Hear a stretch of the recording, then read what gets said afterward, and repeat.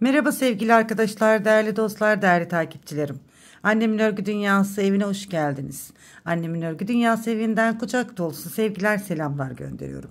Bugün sizlerle şöyle orta kalınlıkta güzel bir ipimle harika, muhteşem bir model yapacağım. Bu güzel modeli sizler de benimle birlikte yapmak isterseniz hemen iplerinizi, şişlerinizi hazırlayın. Buyurun hep birlikte yapalım. Bu güzel deseni hep birlikte paylaşalım ki arkadaşlar tüm arkadaşlarımıza da faydası olsun. Şöyle 3,5 milim şişimi kullanacağım. Hemen ilmek sayılarımı da veriyorum. Sizler de yapacak olduğunuz örgülerinize göre ilmeklerinizi atın arkadaşlar. 5 ve 5'in katları artı 4 ilmekten oluşuyor desenimiz. 1, 2, 3, 4, 5. Bakın 5 ilmek bir model. 1, 2, 3, 4, 5.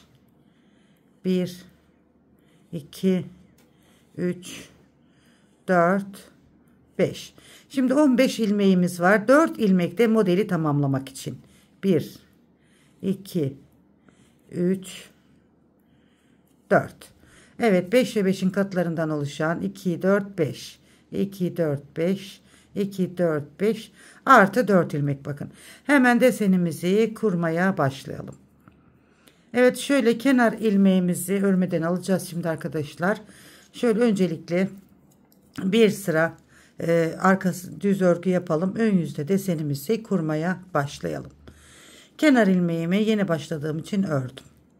Arkadaşlar bu desen ile dilediğiniz tüm örgü modellerini yapabilirsiniz. Özellikle hırka modellerine, yelek modellerine çok yakışan harika bir iki şiş örgü modeli. Bu güzel modeli sizler de benimle yapmak isterseniz dediğim gibi 5 ve 5'in katları artı 4 ilmekten oluşan ilmeklerinizi atın. Ne yapmak istiyorsanız onun büyüklüğünde ilmek atın ve hemen deseni kurmaya başlayın. Ne kadar kolay ve güzel olduğunu göreceksiniz. Şimdi bir sıra arka yüzünde düz ördüm. Şimdi deseni kurmaya başlıyorum. Kenar ilmeğinden sonra 2 ilmek ters örüyorum. Bakın. 2 ilmek ters örüyorum. Bakın bir ilmek örmeden alıyorum. 2 ilmeği birlikte örüyorum. Bakın 2 ilmeği birlikte örüyorum. Hemen birinci ilmeği bırakıyorum. Ve bu ilmeğimi bir kez daha örüyorum. Evet, bakın bir deseni bu şekilde kurduk. 2 ilmek ara ilmeği, ters ilmeği yapıyorum. Hemen bir model daha kuruyoruz. Ters ilmekten sonra 2 ilmek aramız var. Bir ilmek örmeden alıyorum. Bakın 2 ilmeği birlikte örüyorum. Hemen şu 2 ilmeğimi de ördüm bakın. Şu birinci ilmeği bırakıyorum. Bu ikinci ilmeği bir kez daha örüyorum. Yani eksiltmiş olduğum sayıyı burada tamamlamış oluyorum. Ara ilmeğim olan 2 tersi yapıyorum. Tekrar bakın 3 ilmek üzerinden kuruyoruz. Birinci ilmeğimi örmeden aldım. Bu 2 ilmeği birlikte örüyorum. Bakın 2 ilmeğimi de ördüm. Şu birinci ilmeği bırakıyorum. İkinci ilmeği bir kez daha örüyorum. 2 ilmek ters örüyorum. Kenar ilmeğimi de ters olarak ördüm. Evet, modelin birinci sırasını bu şekilde kurduk. Şimdi arka yüzden de birinci sırada yapmış olduğumuz modeli sevgili hanımlar ters olarak yapıyoruz. Yani 2 sırada bir modeli tekrar ediyoruz. Ön yüzde düz olarak, arka yüzde ters olarak. Kenar ilmeğimi örmeden aldım. 2 ilmek düz örüyorum. Bakın. İpim benden tarafta. İlmeğimi örmeden aldım. Bakın buradaki 2 ilmeğin ikisini birlikte ters ördüm. Şu birinci ilmeği bırakıyorum. Şu ikinci ilmeği bir kez daha örüyorum. Bakın. Yine aradaki 2 düz ilmeğimi, ara ilmeğimi örüyorum. Hemen bakın 1, 2, 3 tane ilmeğim var. Birincisini ipim benden tarafta olacak. Örmeden alıyorum. Bu 2 ilmeği ters olarak öreceğiz. Şurada ilmeğimizin teli kaçmış. Şöyle ters olarak örüyoruz. Birinci ilmeği bırakıyorum. İkinci ilmeği bir kez daha örüyorum. 2 ilmek düz örüyorum. Bakın ipi kendimden tarafa alıp bir ilmek örmeden alıyorum. Bu 2 ilmeği ters olarak örüyorum. İkisini de örüyoruz zaten. Şu birinciyi bırakıyoruz ördüm. Hemen ikinci ilmeği de bir kez daha ters örüyorum. 2 düz, kenar ilmeğini de ters olarak ördüm. Evet, ben şimdi sizlere modeli bir kez anlatmış oldum. Tabi model ilerledikçe kendini gösterecek arkadaşlar. Ön yüzden düz olarak yaptığımızı arka yüzden de ters olarak yapıyoruz. Şimdi modeli bir kez daha kuralım. Evet, bir model anlattık. Kenar ilmeğimi örmeden aldım. 2 ilmek ters örüyorum. Bakın. Hemen burada bakın 3 tane ilmeğim var. Şu birinci ilmeği örmeden alıyorum. Şu 2 ilmeğimi düz olarak örüyorum. Bakın 2 ilmeği de ördüm. Şu birinciyi bırakıyorum. İkinci ilmeği bir kez daha örüyorum. Ara ilmeğim olan 2 ters ilmeği örüyorum. Bakın yine 1, 2, 3 ilmeğim var. Birinci ilmeğimi örmeden alıyorum. Bu 2 ilmeği ikisini birlikte örüyorum. Hemen şu ilmeğimi, ortadaki ilmeğimiz, yani burada bir örmeden ilmek aldık. Hemen son ilmeğimi de düz olarak ördüm. Eksilttiğim ilmeği yine yerine getirmiş oldum. Ara ilmeğim olan 2 ters ilmeği örüyorum. Yine bakın birinci ilmeği örmeden alıyorum. Burada 2 düz ilmeğim var. İkisini bir örüp hemen şu ortadaki ilmeği, bakın bir örmeden alıyorum. Şu ortadaki ilmeği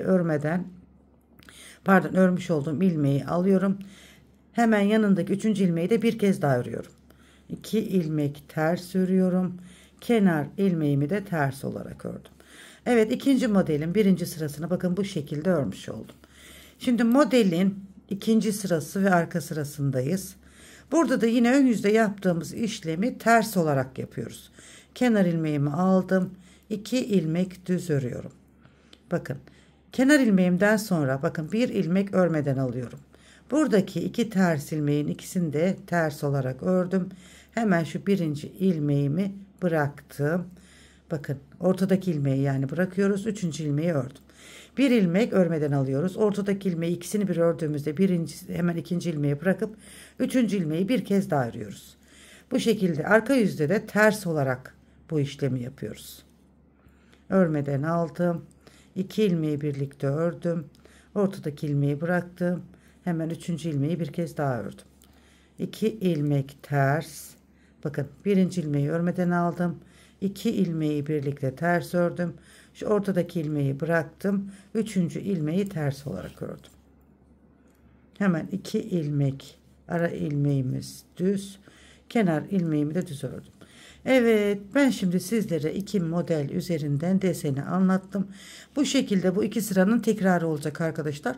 Ön yüzden yaptığımız işlemi arka yüzden de ters olarak yapacağız. Model bu. Bu kadar kolay ve basit bir model yapacağız. Şimdi desenimizin ilerlemiş halini bir görelim arkadaşlar. Evet, desenimizin ilerlemiş hali bu arkadaşlar. Oldukça kolay, güzel. Şöyle sıralı örgü modellerinden harika bir örgü modeli. Dilerseniz bu modeli lastiksiz de yapabilirsiniz. Lastikli yapmak isterseniz de yapabilirsiniz arkadaşlar. Ben bir ters bir düz yapmıştım. Bir ters bir düz çok güzel durmadı altında. Ama bir haroşa lastik yapsaydım daha güzel olurdu diye düşünüyorum.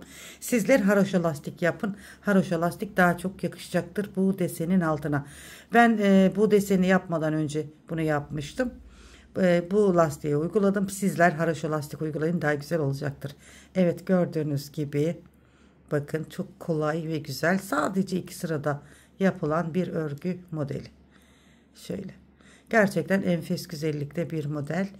Bu modelden neler mi yapabilirsiniz?